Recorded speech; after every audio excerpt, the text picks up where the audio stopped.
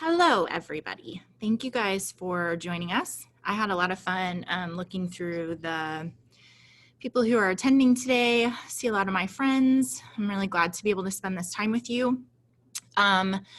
Couple of housekeeping things. So we are going to send out the recording for you. Also, we have some tools that we'll be sending you so you don't have to worry about taking notes feverishly. We'll also send you the PowerPoint. So if that's a helpful resource for you, I'd love to make that available for you. I'm really excited because today we are trying to solve the problem of what we are doing in this summer recovery period. And so we've worked really hard to make this actionable. I want you to leave the end of this session with some really clear things that you can do to connect with your students, ways to identify them. So I'm really looking forward to our time together. Also, I want to introduce to you Ashley Kern, who's the founder of Sightline. So we're doing this together. They have a lot of expertise when it comes to data and identifying students. Ashley, can you just tell us a little bit about what you do? Definitely. Hi, everyone. Thank you, Rachel, for having us. We're really excited to be having this discussion today. So I'm the founder of Sightline. My background is in data science. So if you have data modeling questions, I'm here to help. So what we do is we empower colleges and universities to use predictive analytics, use data, and support students all the way from recruitment and enrollment through retention on to graduation. We're supporting these students all the way through the student life cycle. And today, of course, we're focusing on retention and in particular, what to do over the summer. Absolutely. Great. So let's talk about all the things that we're going to talk about today. First of all, we want to kind of go through current reality, which there's a lot to say about it. So we'll talk a little bit about that. And then you remember that we're always putting this in the student success funnel. So we're going to focus primarily today on how to find students to target this summer so that you're using your resources in a really focused way. But also, as we identify those students who are struggling, I want to make sure that we give you some ideas about how to solve problems that they might be facing. And then I just want to kind of solidify and remind you about how important you are on your campus right now because you are the voice of your students. So we'll talk about that a little bit at the end. So coming to terms with what happened in the spring, I think that's kind of been a slow process for all of us. The nice thing is that in the rhythm of the academic year right now, we are in summer. It feels much different than most of our summers do. So for so many of us, as we think about summer historically, that's really been a time for us to plan new initiatives, for us to measure the work that we've done in the last semester. There's a lot of focus on the new freshmen who are going to be coming. So you're doing things like orientation, you're thinking about how are we contacting and pulling those freshmen closer to us as we get close to August. You're still doing a lot of those things, but we have this new challenge that we're faced with this summer, which is we're having to touch base with the students that we sent home in March. We're kind of trying to pull them closer to us. We're trying to gauge what retention is going to look like in the fall. We have lots of different plans for what might be happening in the fall. So I've talked to many of you that are like, hey, we're planning 1 to 3 different scenarios. So there's a lot of difference in this summer's work, not to mention the fact that so many of us during the summer, we might have 9-month contracts. Some of you have been put on furloughs. This is a time where you're really kind of taking a breather from the big semesters on campus. And so there's some challenges that we need to face as we're thinking about what to do this summer. Remember the model for student success, and I want to put this up here because we're going to focus primarily today on identifying students so that you can target your resources and then solving problems for those students. But please remember that all of that comes in the context of personal relationships with students. So I know so many of you are having one-to-one calls with students, you're getting coaches connected with their athletes. That relationship piece, the I see you and I want to support you is really important. And you know it's really important to me. So I just have to mention it at the beginning because we're not going to be spending a bunch of time on that in our session today. So Ashley, can you kind of lead us through this piece of identify, why we're starting with that, why we're talking about the summer, and what's important about our work moving forward? Definitely. So we want to give you a few different ideas and methods for how to be identifying these at-risk students, take a little bit of that workload off of your plate. So we're going to be giving you kind of this back of the envelope method of here are some general groups of students that we would be identifying as potentially being at risk of dropping out. This will overlap with what you would traditionally see, of course, looking at GPAs and some of the more traditional indicators of being at risk. But of course, keeping in mind what are some of the new factors that may be impacting students due to COVID.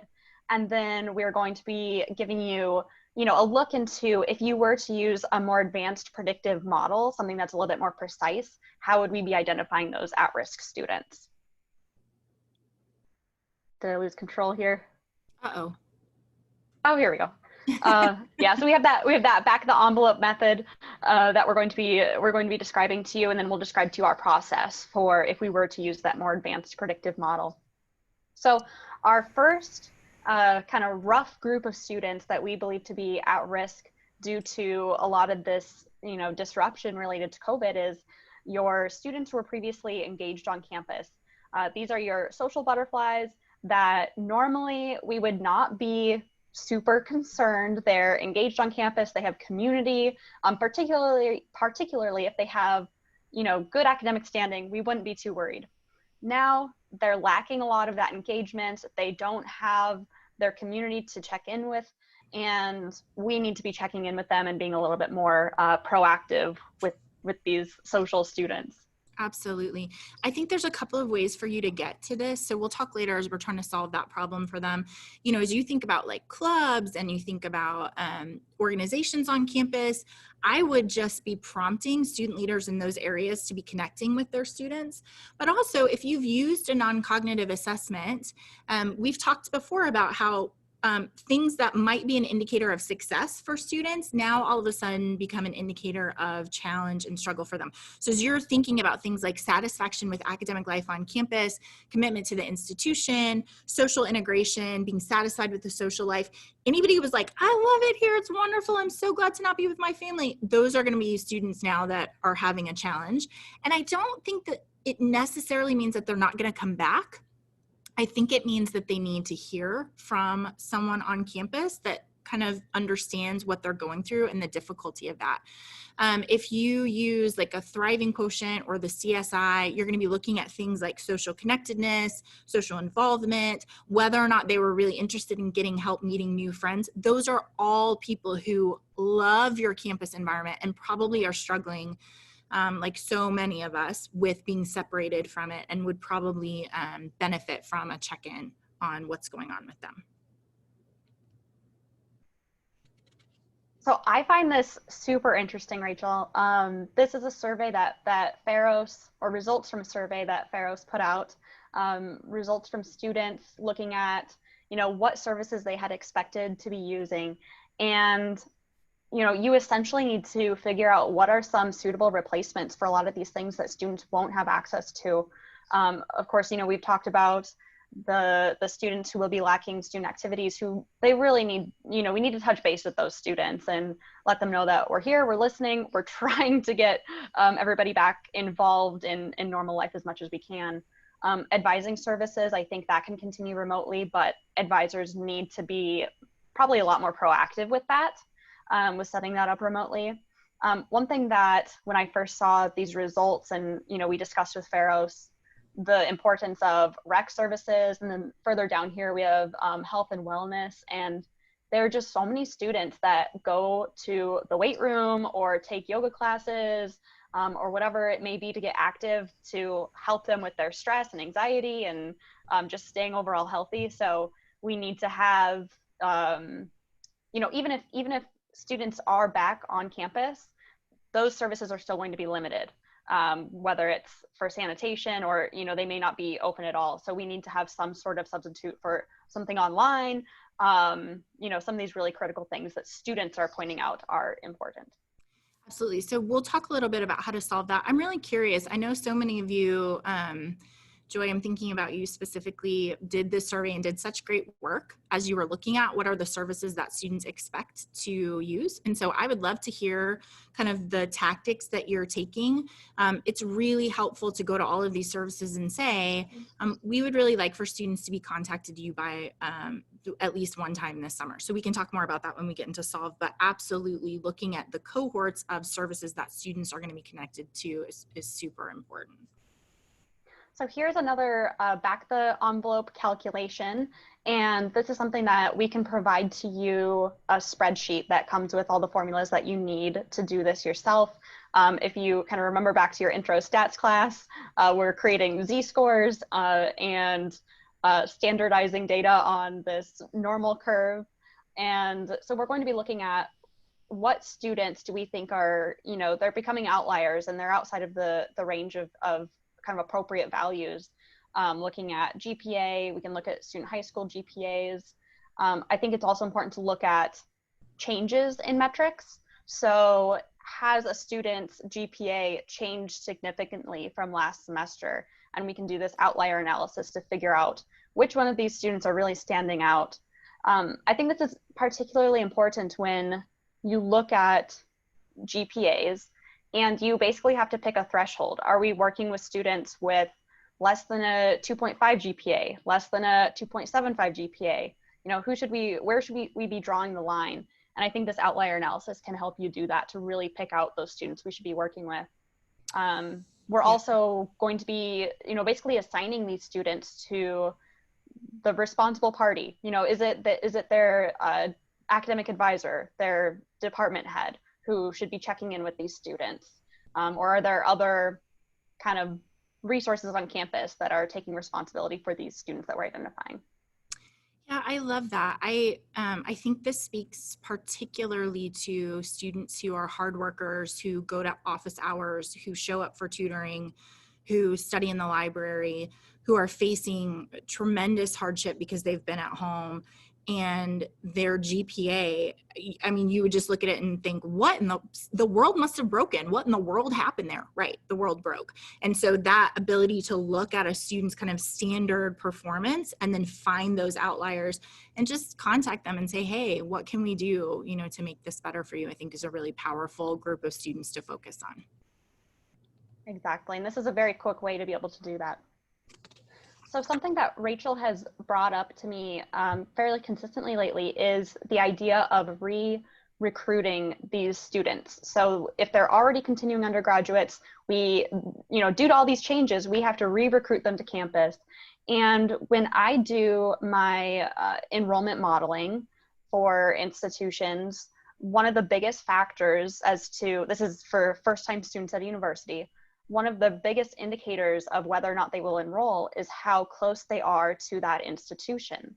So you can see here with this figure on the right that the further the student has to drive from their hometown to the institution, the lower the probability that they will enroll at that institution. So I think this is going to be an even stronger factor this year, of course. We need to give students a good idea of what is the current environment surrounding the institution. Are stores open? Are shops open? What practices are people following as far as safety regarding COVID? What does the town look like right now? So we really need to be checking in with those out-of-state students and students, particularly, I would say, outside of a 100-mile radius, if you can, maybe even students, outside of a 50-mile radius, just even having some very standard information about these stores are open, these restaurants are open, and what other precautions they're taking. So another point here is, we really want to make sure we're covering all of our bases. This is something that's probably a little bit more obvious, to really just look at which students are passing versus failing, especially if you've switched to this pass-fail standard right now.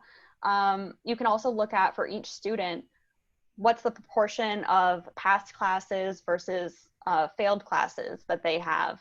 And you can even do an outlier analysis on that proportion.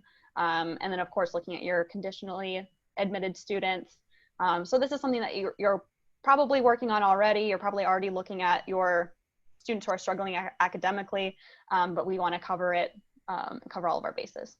So one population that I think is really in trouble are students who chose to go pass fail, and the outcome of their grade was a fail. So if you think about, they actually took action, right? They were like, oh my goodness, this is a wreck. I'm going to move to pass fail. They petitioned, they put in the application, whatever they had to do. And then the outcome of that was still that they were not successful in that class. So I think running a report of every student that did pass fail with an outcoming grade of fail, there's a really at-risk population who needs to hear, hey, we're not doing our best work. It's okay. There are ways for you to recover. We need to be understanding about what's going on academically. One of the things that I really love about the survey that we did is hearing students' voices. And I know so many of you feel this way. There's a lot of times a separation between what administration sort of understands or knows about a student's experience, and then what we know because we're talking to students on the phone, we're reading what they say in the survey, we know what's happening. So as you're thinking about a population to target, students with high financial needs are a very at-risk population, and it's a compounding issue, right? So if you think about, first of all, they may not feel like it's worth it because the value proposition has changed in the spring. And so we need to reassert that to them. But also they have a change in their financial situation or their financial position. So not only are they assessing, is it worth it for me to spend all of this money, but also I have less money or I don't have the same resources from my family that I maybe had before. So many students are saying, please refund me. I feel really anxious because I've spent this money for food and housing at my institution, and now I'm having to spend money for food and housing at my house as well. So it's kind of a double cost there. The other thing that I would challenge you to think about as we're talking about services that students are thinking that they're going to use that then they don't have access to, so many students are saying, hey, it doesn't feel fair that I'm not staying in your res hall and I'm not eating your food and I'm not using your printer and I'm not getting student activities or my counseling or health or all of those different fees that we're charging students. It doesn't feel fair that you're keeping those fees and yet I haven't gotten access to any of that. So thinking through how we can address that, and I have some ideas for you that I'll talk about in just a minute, but those students with high financial need, that is a target population where you can focus your resources and really make a big difference for them, and also represent them to the rest of your institution and your administration. Because I understand the business of higher ed, and it's really difficult to find money to give back to students because we spent it in September. And so we have to wait for kind of a new round. But administration needs to understand how deeply and how scary this is for students as they're considering their financial position. The next group that I would encourage you to focus in on is athletes. This is one that's really fraught with a lot of complications. So if you think about things like, how did their GPA come out in the spring? So are they ineligible because of academics, because they had to drop classes so they weren't taking full time? All of the guidelines about what we do for athletes with lower GPAs or not enough credit hours, that's going to be a really tangled mess and they're going to feel stressed out about it. If you think about scholarships for students who didn't play spring sports, how is your campus addressing that? And how do students experience that? Also, if you just think about all of the removal of kind of scaffolding and team integration that these students are experiencing. And please remember that athletes, we've talked about this before, their hierarchy is number one, where can I play my sport? When they're picking a college, number one, where can I play? Where I'm not going to be benched, where I'm actually going to play. Number two, how much money are they going to give me? And then number three, the institution. So you have a lot of athletes who are more committed to their sport and more committed to a financial equation that makes sense for them than they are to your institution. And so you have to pull them back in and help them kind of make sense of the anxiety and the sadness that comes from not being part of that team anymore. I think that's going to be a really tricky one to address. So I really appreciate what Ashley said. I know some of you have predictive models, some of you may be interested in predictive models, but what we wanted to do is if you are trying to find groups of students that you can focus your resources on, here's a list of 7 of them that just off the cuff, I think make a lot of sense for you to start engaging with and trying to solve those problems. Ashley, I would love for you to talk about a predictive model. There's some, I think, anxiety that because everything is so different, a predictive model would not be as helpful to people. I don't think that that's necessarily true. So can you just walk us through what you guys do and also how our the people attending would be able to use data from a predictive model even in the midst of all of this? Definitely. Before we jump to the predictive model, just for these simplified data points, I would say even picking just a couple of these so that you're not overwhelmed would still make a significant difference. You don't necessarily have to go through every single one of these to make an impact with your students. So pick what is feasible for your resources. So let's talk about our predictive modeling. And, you know, exactly like you said, Rachel, so many of these factors are different this year. And there's a lot of things that may not be collected in the data, but we have done some brainstorming and some problem solving to come up with some solutions to mitigate some of those challenges right now.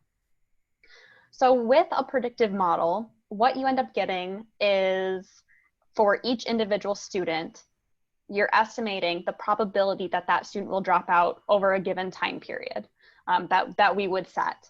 So what you then have to do is pick this probability threshold. So you see on this figure on the right, we have this probability threshold of 60%. So any student with greater than a 60% probability of dropping out, we would identify them as being those at-risk students. We'd predict that they would drop out if no intervention is applied. And then the students with less than 60% probability of dropping out, those are the students who we say, you know, they'll probably re-enroll. We don't really need to do too much with them. Nothing too overwhelming. So working with this probability threshold is going to, I think, help mitigate some of the risk as we move forward.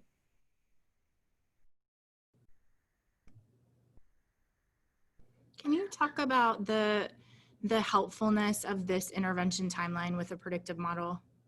Yes, definitely. So what we do at Sightline is we're really focusing on these long-term interventions and these long-term relationships with students. And I think this is a really good fit, particularly for smaller and medium-sized institutions where once we make a plan, we don't necessarily want to be changing it and adjusting it every single week. We want to have something that's long-term and sustainable. So the plan would be to use data from spring 2020, so we know how students performed, and you know, we know if they were continuing online or not. So we would pull that data, and then we would make a retention forecast for fall 2020. So who's likely to return for fall 2020, and then who's likely to also return for fall 2021.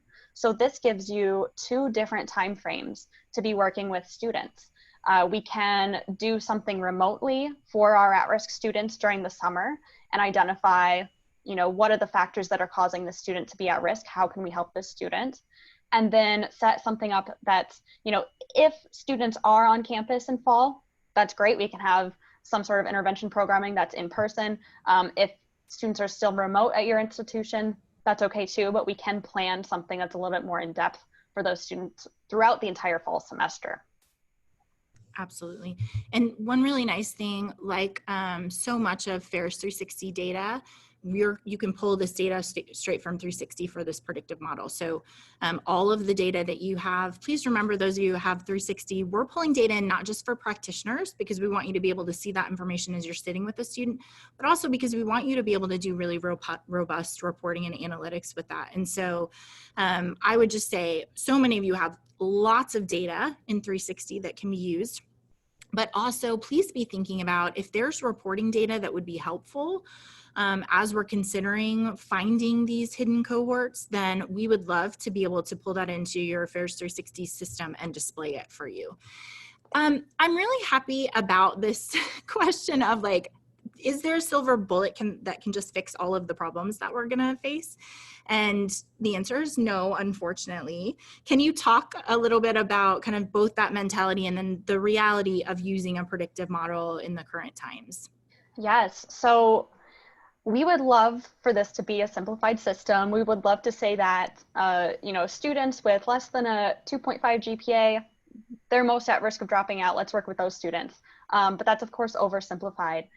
There are so many factors that go into whether or not a student is at risk, ranging from financial to their socioeconomic background to whether or not they're engaging on campus.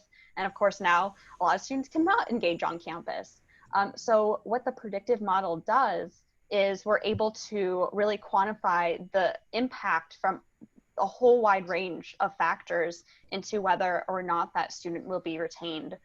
So we're not just looking at, GPA and, a handful of those others that, especially with, looking at the back of the envelope calculations we gave. That's a great starting point, but no one of those is really going to outperform having an actual predictive model. Absolutely. And so you guys have heard me say before that your at-risk students are still your most at-risk students.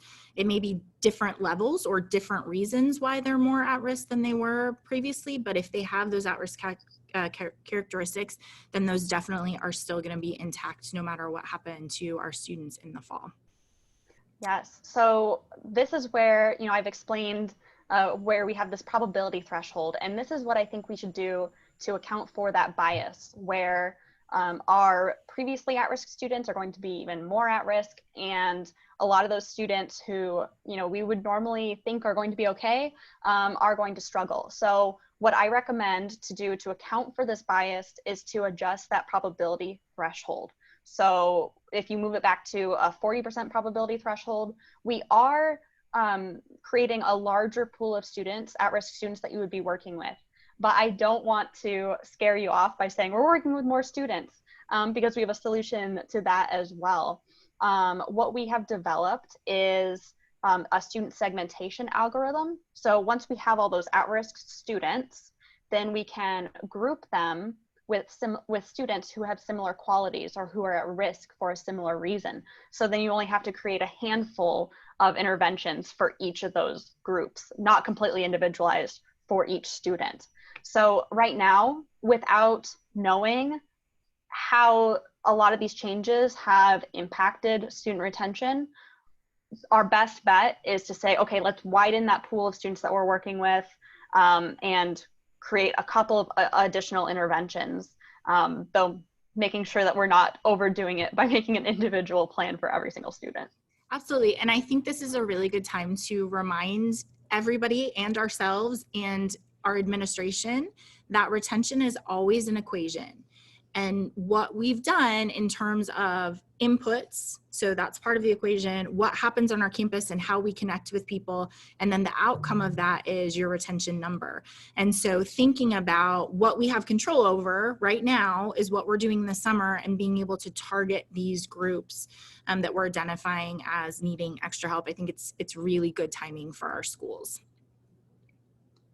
So I want to walk through a quick example from an institution where we did this student segmentation analysis. Granted, this was from a public institution with over 6,000 students. I know there's a lot of attendees here today with smaller institutions, so please don't be overwhelmed with the number of students that we have listed here in each of these segments. It's definitely dependent on the size of the institution. But as you can see here, we did this segmentation analysis and we came up with 12 different groups of at-risk students. And we defined what each of these groups consist of. What are the demographics and qualities of these students? And you can see there's a few of these clusters or student segments like 6, 9, 11, and 12. They're pretty small. So those may be, pretty personalized or really just reaching out to that student. It doesn't have to be this huge plan, this huge structured program for those students. So as you can see, there would be, clusters 1 through 5 and 7 and 8 and 10, where you would come up with a little bit more of a thorough plan for those batch type interventions.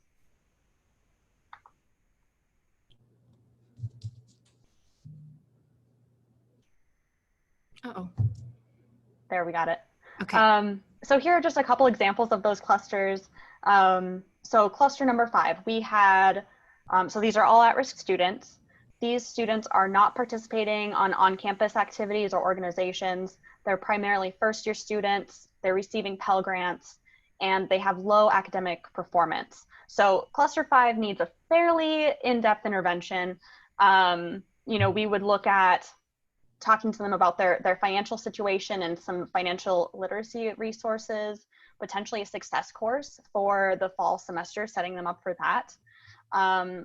These students may actually benefit from on-campus work. Even though they have low academic performance, we've found that students who, even if they're struggling academically, if they have on-campus employment, then they are outperforming students who, are not employed on campus because they have somebody to check in with.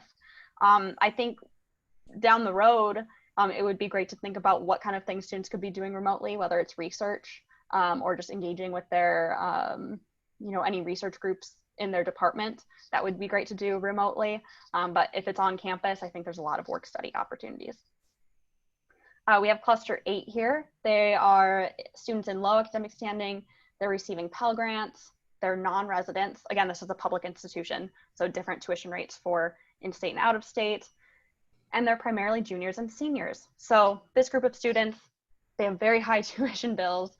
They may be working side jobs, a few side jobs. So we want to be checking in with them and seeing, how much time are you spending working off campus versus on your academic studies.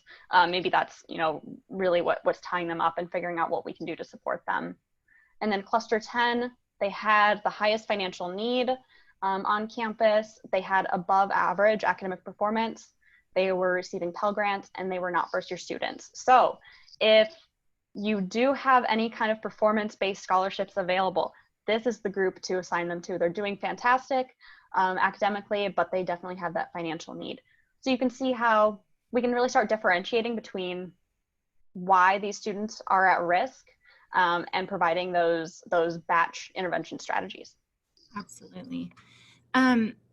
I do want to talk about the ability to use some of the threshold thinking that you were talking about to set retention expectations for the fall. And I think it goes both ways, right? I think practitioners are both hopeful because we know that our students love our communities and they want to come back, and that's what they're expressing, but also afraid that if we open in the fall, our retention rates that we've worked so hard to build up are going to be sort of decimated. And I think the truth is probably somewhere in the middle there. I think we probably will see lower retention numbers just because of all of the upheaval. But I think when we open in the fall, students will come back and we'll all be together again. So can you just talk a little bit about how you're thinking about using these numbers and the statistics to set retention expectations, both personally and then also for an entire campus? Definitely. So we want to look at, a few different scenarios that could happen on your campus. Number one, of course, I'm sure you've all been thinking about this. What's the size of your international class? We're going to have a very hard time getting these international students back for this fall. So we want to be prepared for that change in our class sizes. We're showing here in this figure how we would potentially look at a few different scenarios. So scenario 1, plan for, operations as normal. We have this higher probability threshold. That's how we would identify at-risk students under normal circumstances. That would be great if we were there. We probably won't be. And then, we can adjust that probability threshold and say, what if we have more students at risk, and set a few different thresholds here. And once you have those groups of at-risk students, we can look at, let's describe these at-risk students and say, if we are going to, this scenario 3 here that I have, what are those students that are now potentially at risk? What does that look like? Why would we maybe lose those students? And is that logical for our experience that we have on campus here? So we can come up with a few different possible outcomes. Yeah, I think just having some, even if it's a loose estimate, I think can help us make plans and feel grounded, instead of, I think what so many of us are feeling is like, I have no idea and I don't even know how I would begin to calculate that. So I think that that's a really settling piece. So we're going to move on to solve, which this is tricky. So I would really love, we have been spending tons of time thinking about how to solve problems for students. I know you guys are in the same boat. I know you have amazing interventions that you're providing to students, and I would love to hear about those. Please chat us, or if you have questions, or if you're like, hey, we're trying to solve a problem for this group of students and we just don't know, we can crowdsource a solution with all of our attendees. So please ask questions, tell me about the genius things that you're doing. I want to spend a little bit of time on solve. Ashley's been talking a lot about clusters. You know, we talk about those in terms of student cohorts, and what we're trying to find is groups of students that have similar characteristics that are going to respond to your interventions in the same way.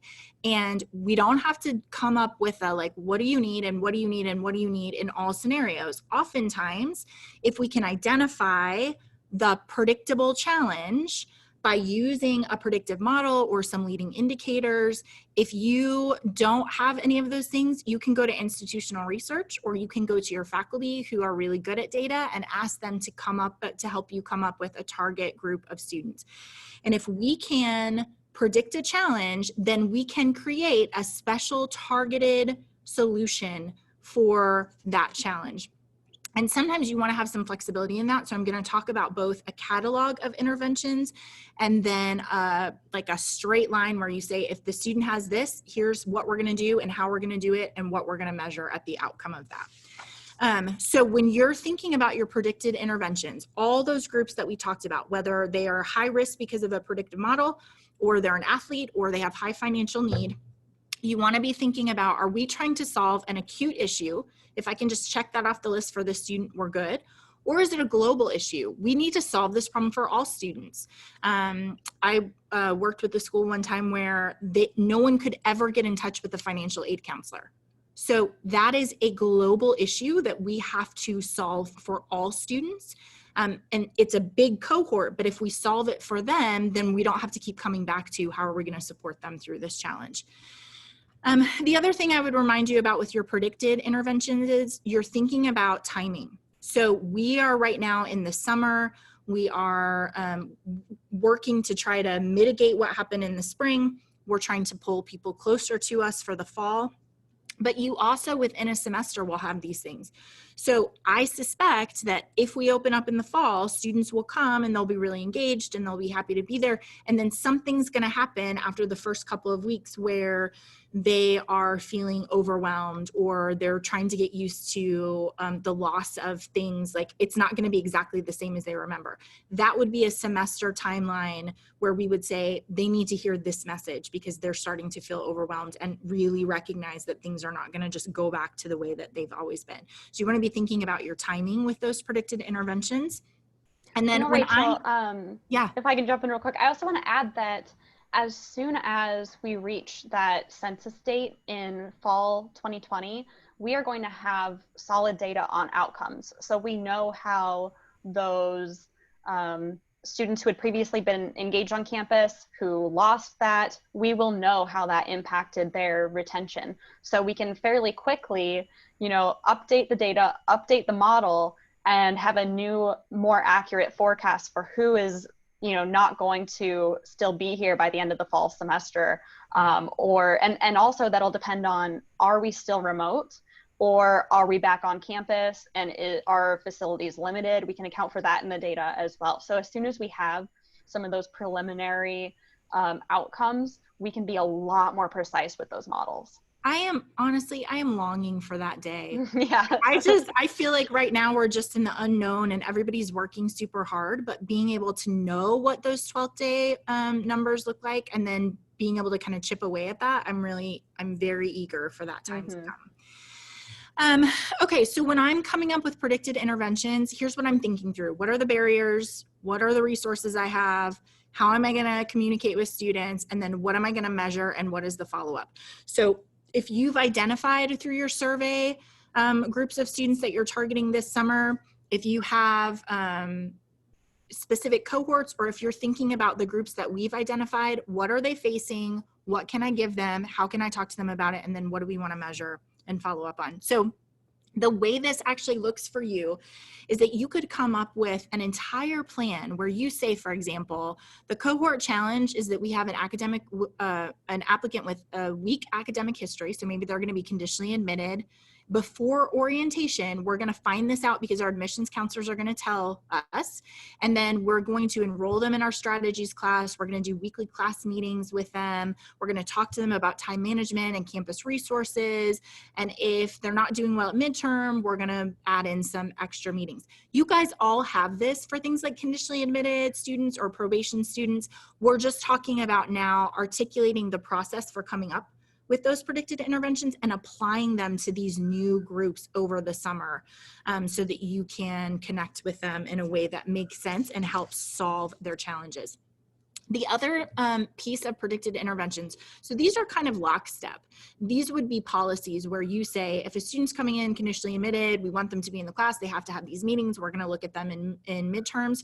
You also, though, might have a catalog of interventions that gives you some flexibility based on what the student's actually experiencing.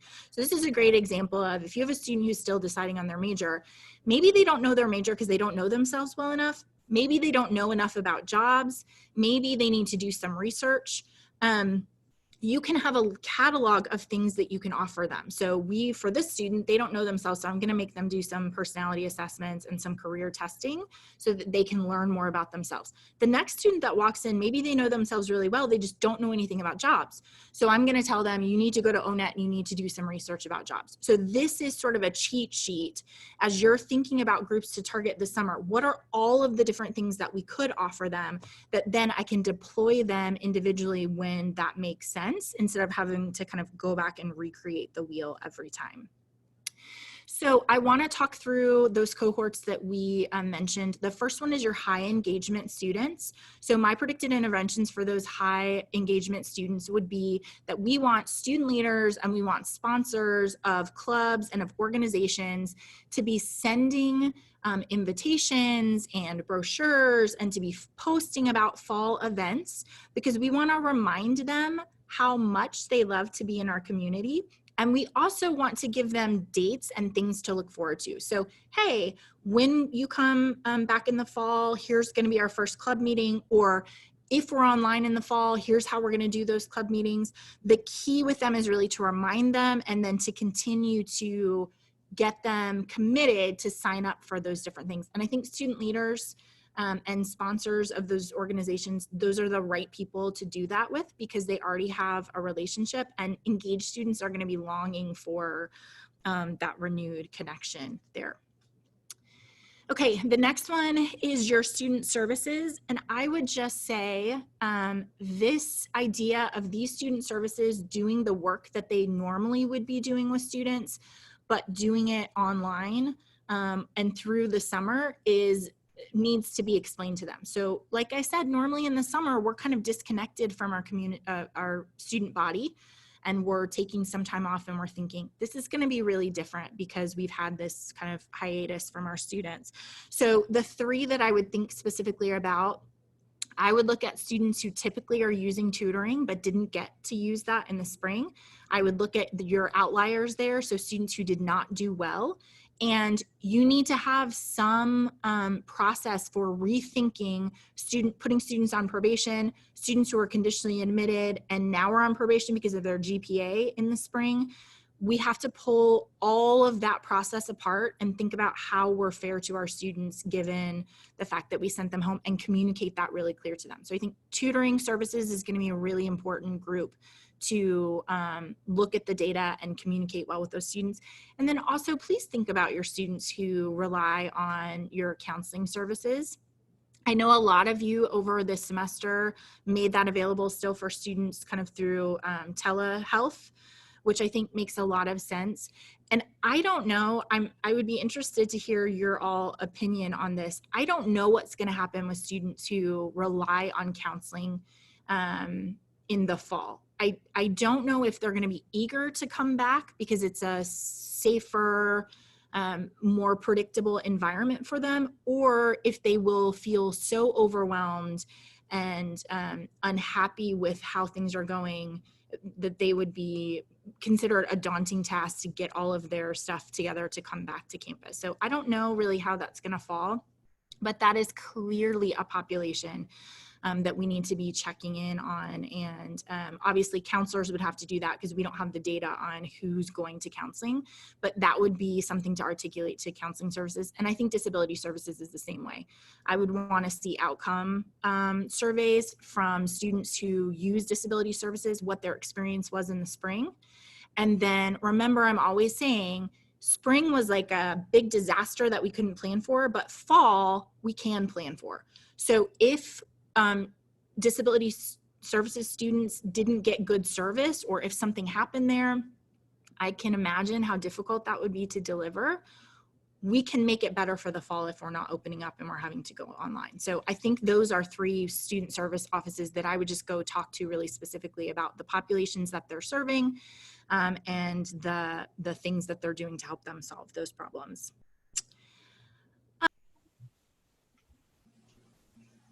Thank you, Laura. I appreciate, first of all, I appreciate you filling the void, but also I'm really grateful for so many of you who have been thoughtful about the academic dismissal policies and being understanding about the struggles that students went through in the spring. I think it's a really important way to say to students, hey, we're on your side and we want you to be successful. So I appreciate that insight. Okay, so I was saying, thinking about outliers, can you imagine this poor student who's panicked about this? I would run a report on either cumulative GPA or last semester, so fall semester GPA compared to spring semester GPA. And if you see a huge variance for any one of those students, please have somebody call them and say, hey, it looks like things kind of got messy for you last semester. What can we do to make this a better experience for you? And how can we support you through? Wow, I love that. So the policy that no student's academic standing can suffer from a COVID semester, but it could improve if they did well, right? So that's like a no penalty. I think that's genius. And I think not only is it an academic solution, it is a relational community solution as well. So I love that. That's great. Okay, the next population that we identified is athletes. And so here's what I would say about athletes. Remember, I'm talking about that hierarchy. So I would ask coaches to call all of your student athletes. And I think what you want to be assessing for them is, first of all, what is their financial situation? So I need to understand, how are athletes thinking about tuition? How are they thinking about scholarships if they didn't get to play? What is their financial position? I want to understand what their plans are for the fall, if we are online, or if we can't have sports in the fall, what's going to happen? And then I would be thinking about, how can we extend financial aid to those students? How can we get coaches to re-recruit their classes and their coaching class? And then also, what can we offer them in the fall that, although maybe we're not playing football, God forbid, we still have that teammate connection. We're still going to be working out together. Here's what the fall is going to look like, athletes, as we come back together. So I think you really have to articulate that for them, because they're feeling a lot of anxiety about, will they get to play? Will they come back? And what is their financial situation as we're thinking about athletes? The next one is high financial need. And this is a place where I think a catalog of interventions is going to be incredibly helpful for you guys. So if you think about if these ideas work for you, or if you want to get a group of people together in a room and just say, what are all of the things that we could do for our students who have high financial need? I think the advantage that so many of our schools have is that they don't have to have these gigantic policies that are going to affect thousands of students. They could actually make this, if you have high financial need, we want to have a meeting with you and we want to figure out what is the best way to help solve that problem. So let me just talk through some of the things that I'm seeing schools doing. First of all, a discount on room and board. And I love the idea of forward credits so that we're not going to give you money back, but we're going to apply that then to the fall semester. So it both serves as like a deposit that you're going to come back to us, and also alleviate some of the financial pressure for a school saying, hey, we don't have that money anymore. We've spent it. We have to wait until the next fall for us to be able to have the cash to be able to give back to you. So discounts on room and board. I think you can waive fees. So I think either retroactively, we're going to waive them for the spring for students, or moving forward, we're going to apply them to your fees for the fall. I think that makes sense. Doing things like book credits, refunds on lab and practicum fees, thinking about your students who have food insecurities, creating things like food pantries, scholarshiping students. I talked about forward credits. And then I really like this idea of allowing any full-time student to petition for one class refund. So if, for example, I'm taking statistics, which I agree, Megan, that I flash back to, that was a really traumatic time. So I'm glad we have Ashley to be able to explain the statistics to us. But if I'm taking that online and I did not do a good job because I couldn't go have office hours and I felt really overwhelmed, maybe I have a petition to go and say, this class did not deliver to me. I didn't do well in it, and I didn't learn what I need to be able to move successful. And so you would offer a one class refund for full-time students who petition for any individual classes. I'm really also interested in hearing what you guys have done to address those pieces. Let's see. You know, Rachel, I would also add, Christina's telling me that they put a policy where they're not going to suspend anyone based on grades. I love that. They're not suspending anyone based on grades. They might they're going to put them on probation and put a note in the system to remind folks internally that this was the COVID semester, which I love. There's like a little asterisk, right? Like, hey guys, just remember everything went crazy. So, and Megan saying they gave credit also towards students who moved out early. They're crediting that towards their tuition in the fall. So I love it. I know your students are really well taken care of. Let's see. I think I missed a slide here and I want to go back. This one. This is what I missed. So distance from home, Ashley was talking about how this is a really big indicator of struggle. What I will tell you is that students and mothers have to hear articulated clearly from you that we are safe and we are clean. We are a safe campus for you to send your students back. You don't have to worry about it. You need to articulate it clearly, continually, because when you say it one time, you think they heard that, they didn't. They have to hear it 50 times. And when you feel like you've said it way too much, that's when they start to understand like, oh, they're really making an effort in clean. The other thing is not just articulating, but having very clear signs of how you are keeping your campus clean. So you guys, please stay tuned. We're about to do a whole series on how you're going to articulate and show to your students that it's a safe and clean place. We actually have, I don't know if you guys know Hotel Impossible, Anthony Melchiori. If you haven't watched it on Amazon Prime, you should, but he's an expert in all things like res life and hospitality and that sort of thing. And so we're actually going to partner with him to bring you some really great information about how you can articulate that really clearly to students. So that's going to be a really fun series for us moving forward. Sorry, my PowerPoint left. Ashley, sorry, what did you say? Speaking to departments about discretionary funds, is that what you were saying? Do you want to add more?